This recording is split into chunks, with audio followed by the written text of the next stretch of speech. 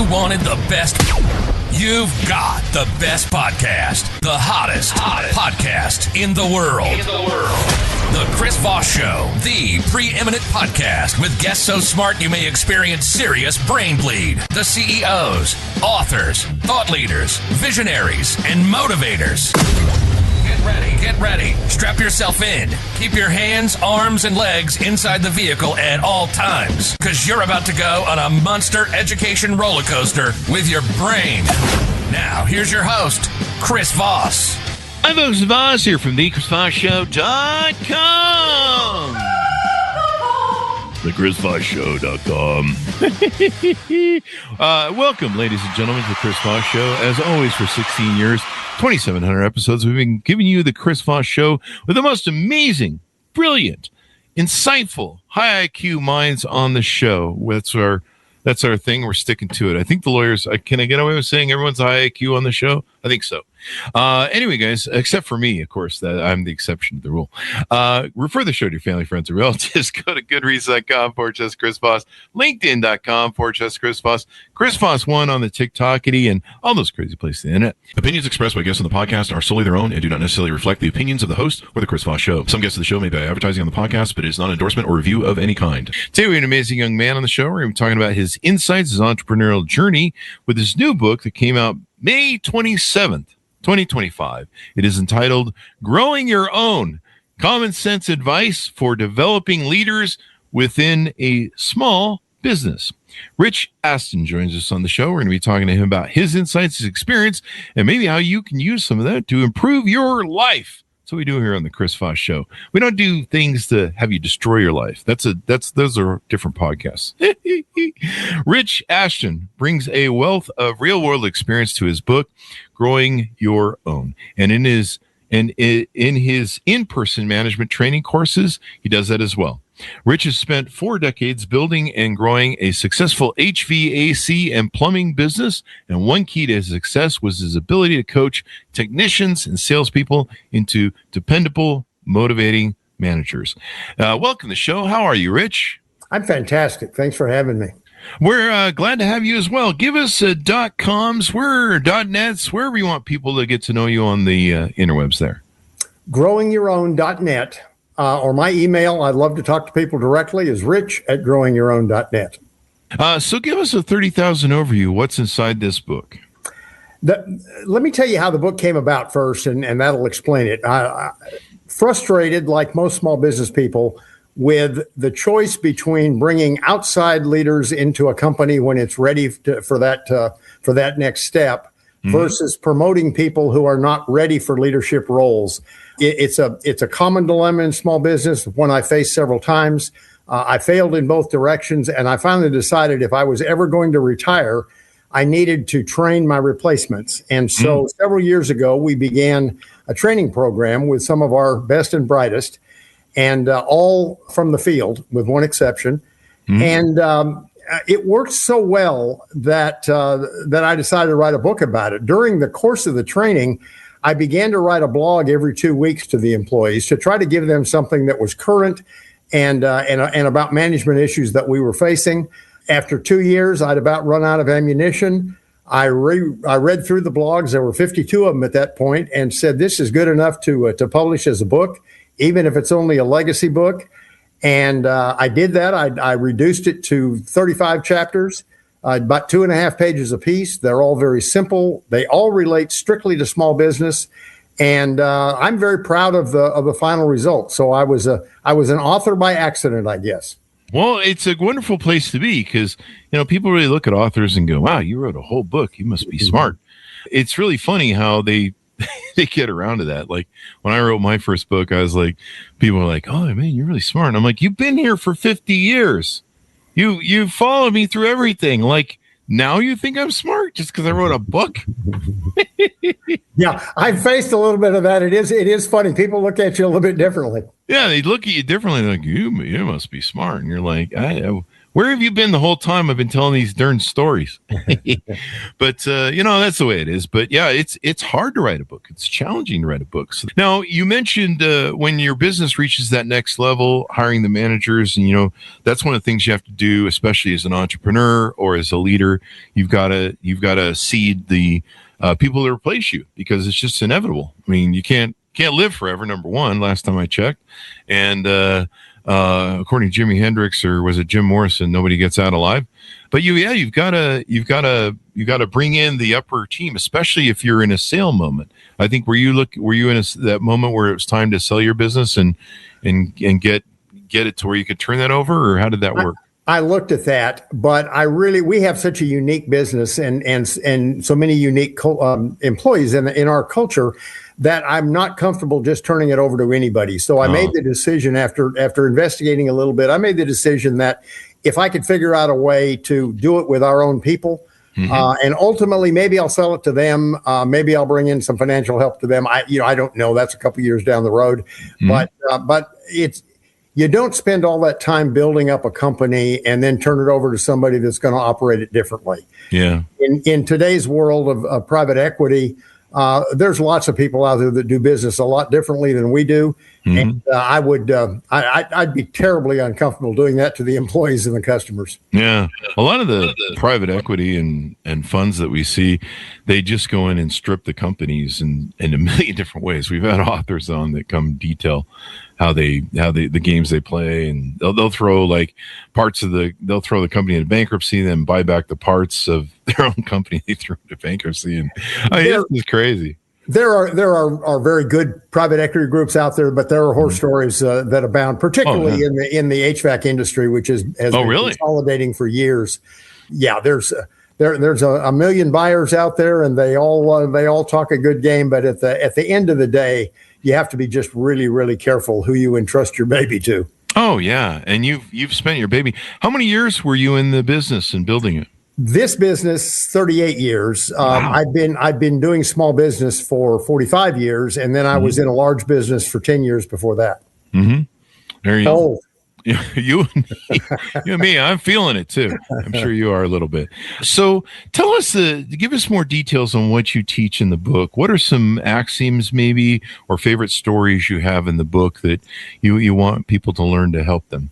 The book is based on several principles: accountability, proactivity, honesty and integrity, employee empowered culture, and then the quest for knowledge, which I think is a dramatically overlooked trait of up and coming managers, or by up and coming managers. I was very lucky early in my career. I had a young man pull me aside and say, "You don't really know much about business, do you?" And I said, "You're right. I don't." Wow. And I didn't. And he said, "I want you to start reading 5 business periodicals every week, and I want you to read the Wall Street Journal every morning." And I started that. I was 24 years old. So 52 years later, I am still reading. Now I read about an hour and a half every day, or listen to podcasts or audiobooks or whatever. The pursuit of knowledge is incredibly powerful. And when you commit your life to it, it's surprising how much you wind up learning. And then your role as a leader is to influence people. And the more you know about people, the more you know about the world, the more likely you are to be able to influence them. And so it's just common sense. And everything in the book is common sense. Ah, well, that just makes sense. Let's put it that way. See what I did there? So, what was your raising like? What was your experience like in being raised? How did you get the entrepreneurial disease, or the bug, as we like to call it? Once you get that drug, you're kind of stuck on being an entrepreneur for life, pretty much. My dad was a school administrator, but he was a frustrated entrepreneur, and he always wished he had been an entrepreneur. He did some side things, but he was very smart, very creative, very hardworking, and he gave me a lot of the traits that I have carried on into my entrepreneurial career. He also was a very authoritarian style leader, and I copied that style until I learned better. And I kind of had a comeuppance in my early 40s that what I was doing was not working as well as some of my friends. And so I made some changes at that time. But to go back a little bit, when I was in the Navy for a while after dropping out of college, I then was very fortunate to go to work for a company called Trammell Crow, named for a man, Trammell Crow. He was a real estate visionary. It was a real estate development company based in Dallas. Phenomenal company, smartest people I've ever worked with. Great work ethic, great ethic, just a great, honest way to do business. And they developed in me a foundation that I then was able to carry through.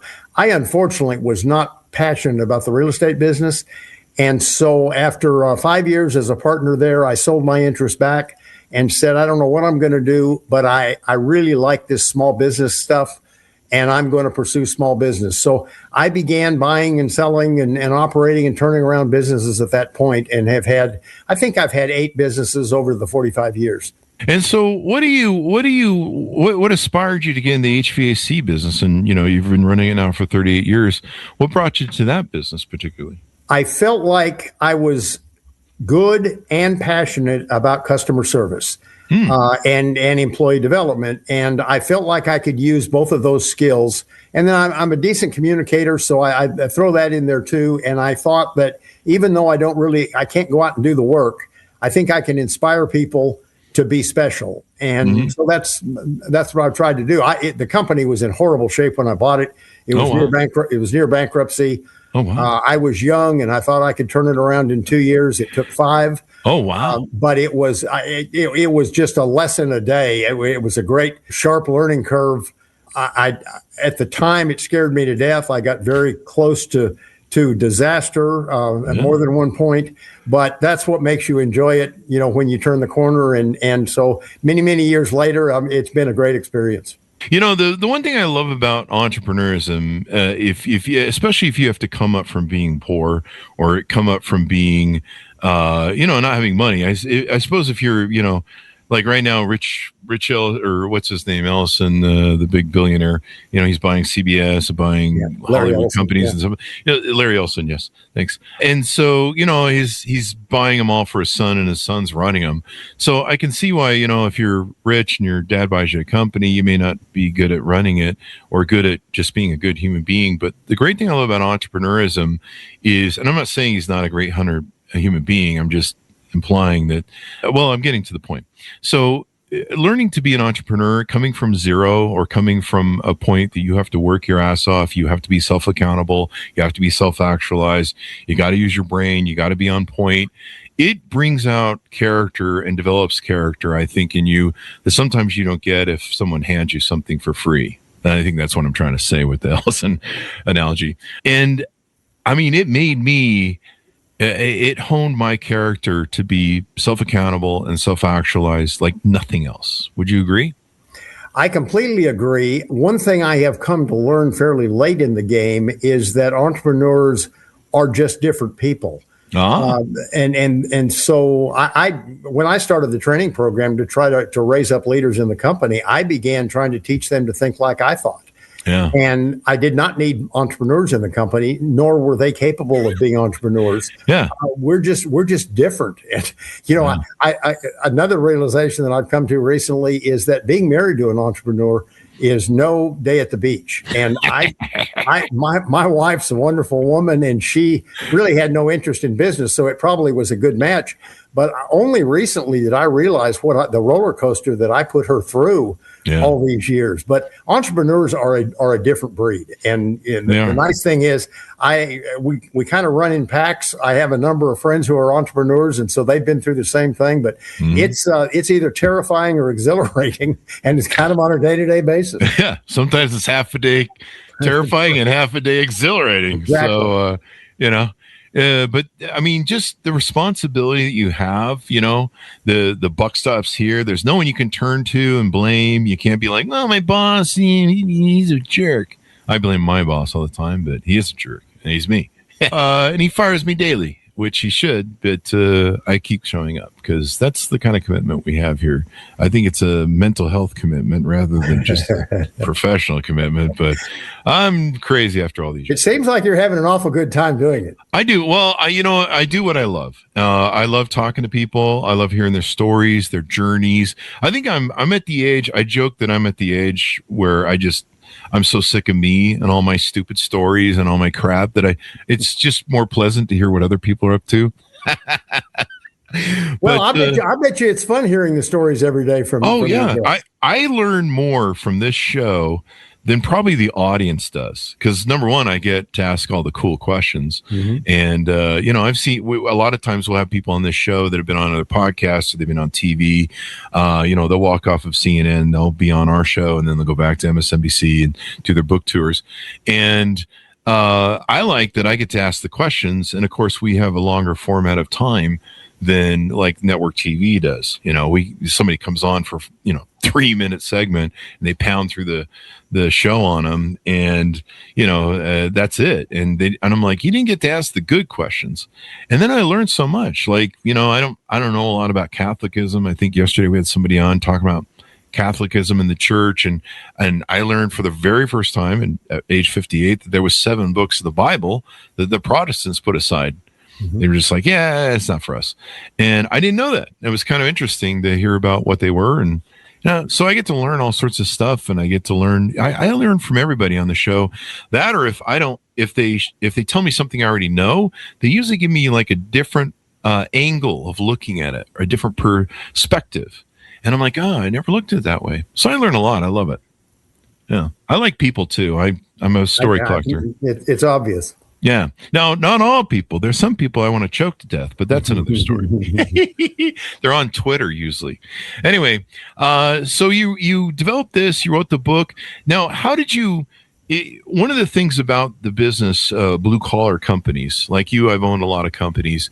Sometimes dealing with those folks is very different than white collar, sometimes different than sales, because these are guys who are really good with their hands. They're talented and they're skilled in a tactile way that like I could never do. Like I'm not allowed to work on anything mechanical because I will break it because I'm an idiot. But there are some people that they have that talent and I don't. Yeah, you're 100% right. They are different, and I realized real early that I thought I was inspiring. I thought I was a good communicator. They didn't want to hear. They could like me. They could respect me as a leader and as an owner of the company, but they didn't want to hear it from me. They wanted to hear it from somebody with a technical background. And so I learned early on that I had to work through the guys who were capable of being leaders. In order to communicate with the troops. The other thing that in building up and raising up leaders out of blue collar employees that you find is that all of us have ceilings, and they have different ceilings than I did. Maybe it's because your parents didn't talk to you about leadership, or maybe they told you that you could never go very far, or maybe you were, because you didn't get a college degree, you just assumed that you could never be something. And we started our program by identifying whatever those ceilings were for every employee, so that we could begin to either get rid of the ceiling or realize that they were probably not going to go very far in the leadership program. I happened to have breakfast with one of the employees this morning, and he's one of my favorite stories. He came to us 19 years ago, was on the lowest rung of the food chain in the company. His intention was to work for 6 months to earn enough money to travel back to Mexico. And 19 years later, he gradually rose through the company. He's now one of the strongest leaders in the company. Wow. He never had any earthly idea that he could be a leader. And we built him up one step at a time, and you could always tell he was smart. We could always tell there was something under the surface. But as we raised those ceilings bit by bit, he just took off. And and he would be the first one to tell you, not only is he shocked at his leadership skills in the company, but he's so much better as a parent. He's so much more of a leader in his family. And that whole transition, and we have a number of stories like that. That's probably the longest duration one, but those are just so exciting to see. And just because people start out in a blue collar role doesn't mean that they can't become the owner of the company. And now how do you identify those people? Like, one of the challenges I had in trying to figure out promotions and stuff, like one of the things we had a lot of great salespeople, and I found that great salespeople do not always make great sales managers. It's a whole different sort of mindset, and kind of it's two different mindsets. Let's put it that way. How did you identify the people who want to be leaders? Because a lot of people who like doing the work, they love just doing the work. They don't want to have to think about anything new. They just want to do the rudimentary thing, show up every day and do their work. And God bless those people, because we need them. If it wasn't for them, we just have a room full of cooks and nobody doing any work, or leaders and trying to lead the cooks. No cooks. So how did you identify the people that were management quality, I guess? So I'll use a sports analogy because everybody understands those. But on any kind of a sports team, you have the stars and then you have the unofficial leaders. And, maybe it's an offensive guard who really holds sway in the locker room. So you look for those people in your organization. Who do the other employees naturally respond to? Mm-hmm. That's your first indication that somebody's got some natural leadership talent. They may not want to develop it. They may not want to take it any further. But we look for that spark, first of all. And then the second thing is to delegate relatively minor tasks to them and see, how do they respond? Do they grab the bull by the horns? Do they love the idea that you entrusted them with some responsibility? Or do they spit the bit and show you that that's really not a course they want to pursue? If they're 80% successful on the first project, you applaud them and give them a second project. And I just find that leadership, particularly with people who have not been formally trained, is a step-by-step, day-by-day process. Mm. Yeah, step-by-step, day by day, and all that. Sounds like a song, doesn't it? It does, right? It does. It's really interesting how that works, and trying to find the right people that can manage well. Because management, doing a job, you know how to do your job. There it is, blah blah blah, and stuff. It's pretty simple and easy. But once you go into management, then you've got to be good with other people. You got to cite some of the things you've talked about. Being good at communicating what your message is, invoking, good leadership. Did you, what sort of training did you develop for maybe other entrepreneurs out there to listen in at? How did you train these folks? What was the key to building, good communicators, good leaders, et cetera, that you utilized? I use a lot of stories and anecdotes when I teach people. And I find that I was listening to a relatively well-known leadership audiobook the other day. And I thought, all of these principles are great, but my people would not respond to this stuff. and it's too long. There's too many examples. Uh-huh. It's too theoretical. Mm-hmm. And so with the people in our company, the blogs turned out to be a great kind of an accidental format. Oh. They were short, 2.5 pages, maybe it took a minute and a half to read them. They all had an illustration that was practical and believable. All of the principles that I taught or teach are things that you feel like you could read them this morning and put them in place this afternoon. Oh. It doesn't require, I'm not a very deep thinker, so it doesn't require a lot of deep thought. As the subtitle on the book says, it's common sense. All of them are common sense. Everybody can benefit by reading that. My youngest son was halfway through the book and he called me and he said, "Dad, this is as much about life as it is about leadership." I kind of like that. I think it's probably true. Yeah, it is true. In my book, Beacons Leadership, we talked about how, everyone's a leader at some point in their life. I've had so many people say to me, they go, "Well, I'm not a leader. I don't have a title, Chris, a manager or CEO or vice president. I don't have that. So I can't really be a leader." No, a parent is a leader. If you're leading children, I hope you're a leader as a parent, because otherwise the teenagers are leading you. Yeah, no, there are definite levels of leadership, but it starts out with, if you get yourself out of bed in the morning, you led one person, and then it goes from there. You give me an epiphany to think about. I need to lead myself in the morning when I get up out of bed and have a coffee. Sometimes that's a challenge. I'm doing leading right now. I just like everyone to know that I've started leading. I am making the coffee, and I am 1 foot out of bed. So anybody can be a leader. I mean, there are times of crisis where usually one or two or maybe some more people raise, crime is being committed against somebody. They jump in and save them. There's disasters that happen where leadership comes. Everyone can be a leader, and everyone usually is a leader. I mean, It depends upon who's the dominant in your relationship. There's a leader. There's a leader everywhere. And so, it's a great skill development to learn to communicate well, to learn to be effective, to learn how to be a good leader, to learn how to be a good judge. That was one thing I always tried to be as a CEO, is to be a good judge, because sometimes you're presented with situations where it's like Solomon. You've got to make a decision to either cut the baby in half or try and make the right decision of who's maybe responsible or at fault, or, I've had two people before me where I can't figure out which one I'm supposed to fire because they were fighting at the office, and I don't know who started it. I don't know who propagated it. And, one of the things I used to do was when two people fought at the office and I needed to sell their business so that they didn't fight anymore, but keep them as employees, I just bring them into my office. They'd sit down and I'd just be with my back to them working on my computer.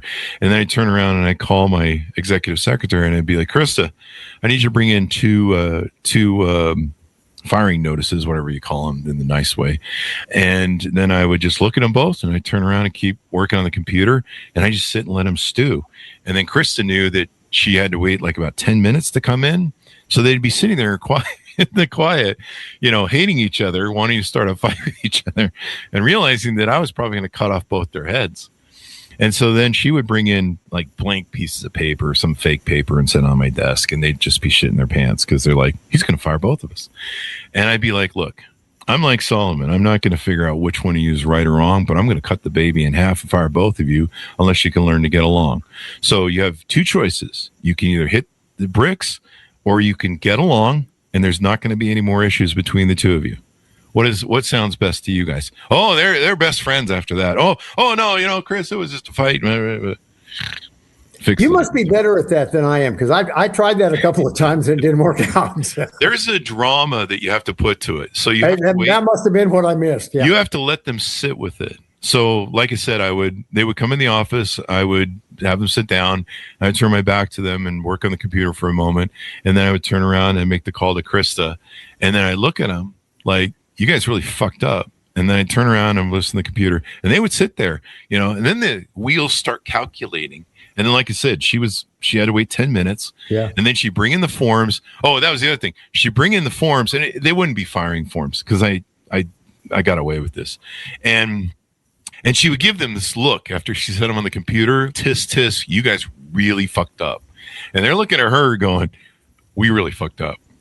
And and then I just sit there for a while and then turn around to him and I explained to him what I was, and they just really knew that I was fine either way. But yeah, it was always interesting. They'd always be like best friends after that point. It's like, I said, you're better at that than I am. I've certainly have faced that a lot of times. I believe in getting to the bottom of whatever it is that's irritating people, and usually it becomes pretty clear. Yeah. There's a chapter in the book called Facts Beat Speculation, and managers who let gossip rule the day or influence their decisions don't do very well. Yeah, I call them the high school managers. They work off of popularity and rumors and silly games, and I hate those people because I had to work for a few when I was young. But I mean, we had a pretty solid system, and I just learned that the other thing I learned, and maybe you can speak to this, is if you spend a lot of time interviewing, you do 3 to 4 interviews, you spend a lot of time getting to know the person and not just hiring the first person who shows up and fogs a mirror, it will save you so many nightmares that you would have had if you just hire like that. And then one thing we found, when you hire, the more interviews you do, the more relaxed they get, and the more they'll hang themselves if they have anything to hang themselves. Like they'll be like, yeah, well, this one time I was in prison. You're like, what? You didn't tell us that in the first interview.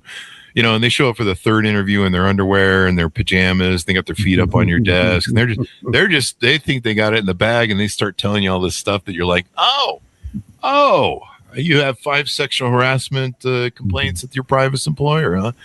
Good to know. We'll call. Yeah, we've developed a really good idea about who succeeds in our culture and who does not, and so we always start the interview with that in mind, looking for that specific kind of person that we know matches up with the existing people that we have. And I agree with you. I agree with you on a multi-interview format. In fact, we have non-managers do the third interview just with people that are going to be co-workers, because we think that that provides pretty good insight. Oh yeah. I mean, most definitely. I can tell employers out there, if you're an entrepreneur, have multiple interviews with people. It's amazing the shit that will come out with people, and make sure you read the resume. I can't tell you how many times I was going through resumes for salespeople, and there would be this gap in the resume. And I'd be like, there's a 3 to 5 year gap here in the resume. What were you doing between that and that? And they'd be like, no, it's not. And I'm like, well, this is your resume. You wrote it. And they'd be like, well, can I see that? And I'm like, no, you wrote it. You have seen it. So what happened in those 3 to 5 years? We're missing, usually it's prison. Yeah, I know. We've come. I know exactly what you're talking about. We've come across that. And finally they'll just be like, yeah, I went to prison. I had a meth problem. I was doing, I was stealing copper, or some bullshit. Domestic violence, assault. I don't think everybody committed murder. Maybe we did have one that was second degree, but it was always funny. And it's amazing how people tell themselves if you give them a chance. Like I used to always tell me and my interviewers, shut up, quit selling the job. The job sells itself. Shut up and listen to people. Because if you just shut up and listen, they'll talk. Yeah, and open-ended questions will bring out a lot more information. Oh yeah. And they'll sit there and talk, and I'll just, tell me more. And eventually, especially after by the third interview, they're just showing up in flip-flops with a cup of coffee and wearing their pajamas, and they're just comfortable as hell. They'll tell you everything about them, and you're just like, oh, well, that's what we were looking to know about. Or they won't, they'll stay professional. So let's mention one thing, and I imagine you talk about this in your book. One of the things for me is culture in a business, and it's really important to have a culture of good leadership, ethics, morals. People know you're a good judge. Being trusted as a boss or a CEO or as a manager, people got to know that you have their interests at heart and that you behave in that way. How much important is the culture with you and being able to establish and maintain that culture? It's huge. We started in the interview process. We have very clear values and a very interesting culture in our company. We recently read as a group the book Start With Why by Simon Sinek, which is a very popular book. Simon's great. It helps you crystallize your thoughts about why you're in business. Mm-hmm. In our case, we provide exceptional, not just really good service, but we provide exceptional customer service through empowerment and support of employees. Mm-hmm. And we talk about that in the interview. We talk about it every day, one way or the other. I am someone who's highly connected with the employees, as all of our managers are. So I know them personally. In many cases, I know their kids, maybe have been to sporting events, that their kids are participating in. They know I care. They know the other people care. And when employees feel supported and empowered, they can do amazing things. And so that really defines our culture right there. We start with the ethics and the integrity, but we really walk the walk on supporting and giving our employees opportunities to become something. And have a future. I mean, that's really what employees want. They want to have a future. They want to know that they're safe and secure in their environments, and that the work that you do. Like, I've worked at a place where I've kicked ass, took names, and done a great job spectacularly. I've worked double the hours when I was young beyond what I did. And I would get fired, usually because of a recession, or sometimes they would take another person who was older and replace them with me. Or, they'd be like, oh, we got this guy. We moved him from the other satellite office, and he's been here longer than you, so he needs to have a job, and we don't have space for you anymore. And you're like, thanks. Well, I'm not drinking at the office every day like he is, and I work hard. But have fun with that. And it's something that happens. So people want to know that there's that safety. What else do you talk about in the book, or maybe you want to talk about here on the show that you want to let people know about? Well, we talk about in the very first section of the book is about communication. And if you asked 100 people what screwed up about their company, 100 people would say communication is our greatest weakness. So I don't know that I have solved communication problems for everybody in the book, but I believe in a very simple style of communication. I think of communication as a circle. You start it at one part of the circle with the idea that you're trying to convey. You make sure that the person heard what you said. You check back in to make sure that if action was required, that there's some progress on the action. Complete the circle by saying, okay, is the action complete? Did we finish? Or is there a little bit more to go? And if you think of communication in a circular fashion like that, it's amazing how complete your communication is. And you don't wind up saying, well, I told them to do such and such. But if you told them, but you didn't follow up and do the rest of the completion of the circle, communication is ineffective. And then we talk about the inspirational style, which is nice to have. And it's important for a leader to have that style of communication. But if all of your communication is like Tony Robbins and you're always on a high, it tends to wear people out. Yeah. You've got to vary the message. You've got to deal with facts. You can't allow speculation and gossip to run your company. Those are some of the early parts around communication in the book. Yeah, it's a big. Rumors can really hurt your company, especially Rumors if you get especially if you get those employees that are saboteurs.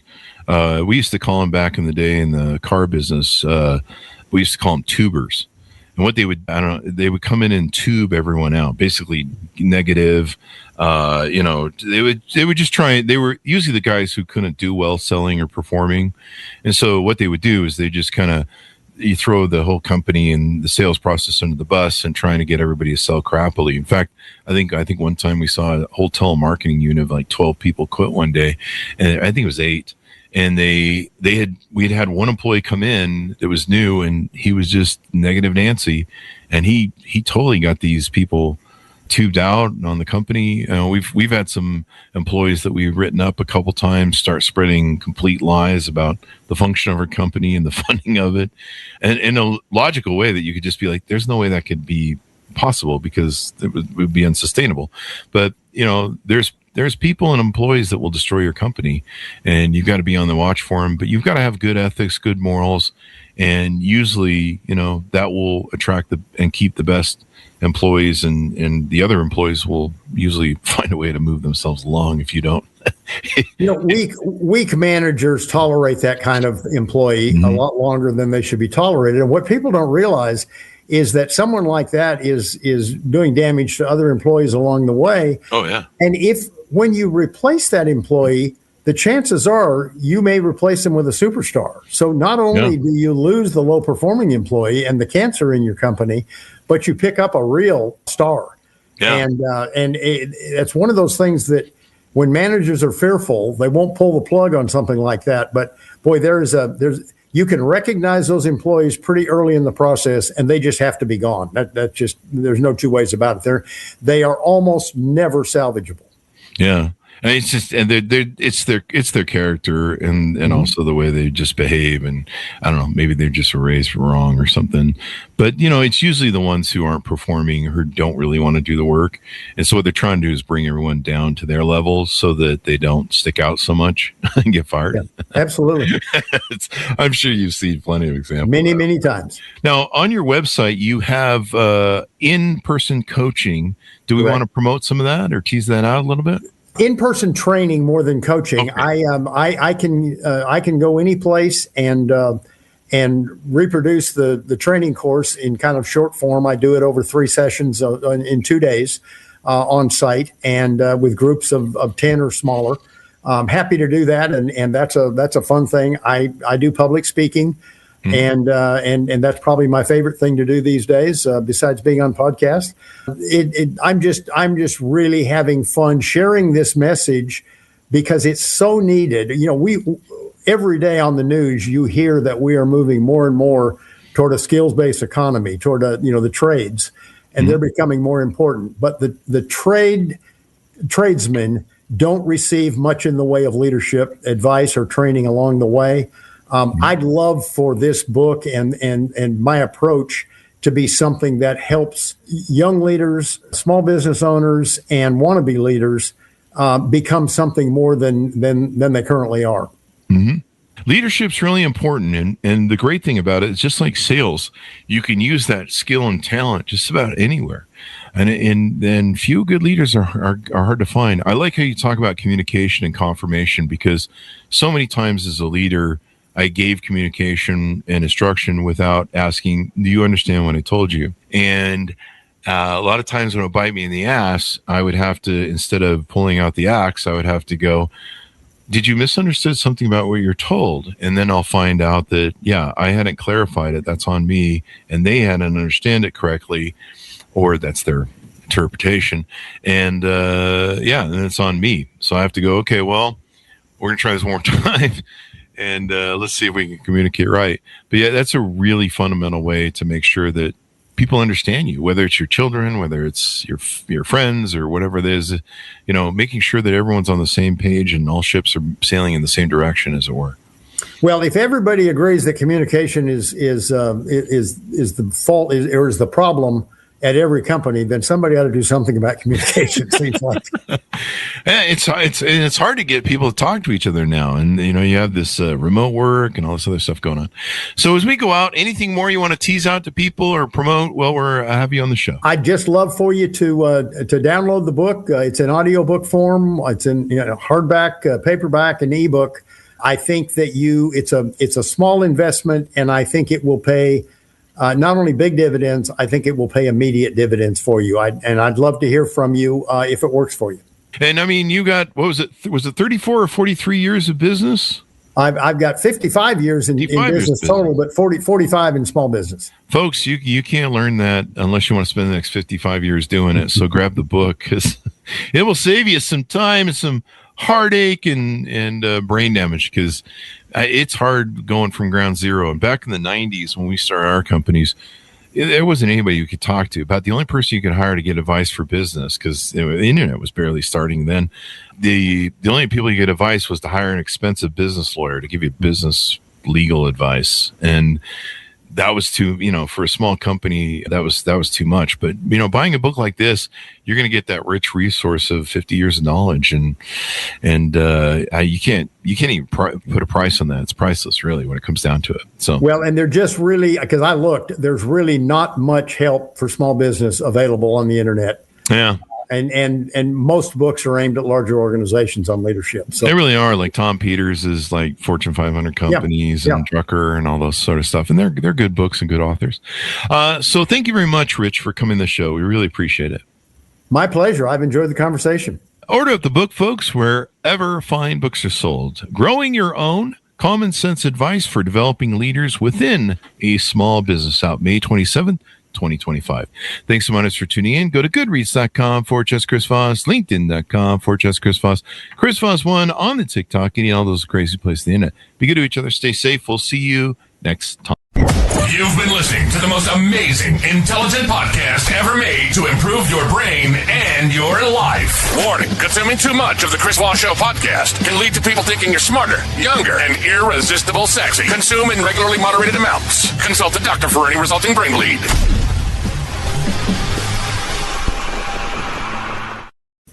All right, we're out. Great show.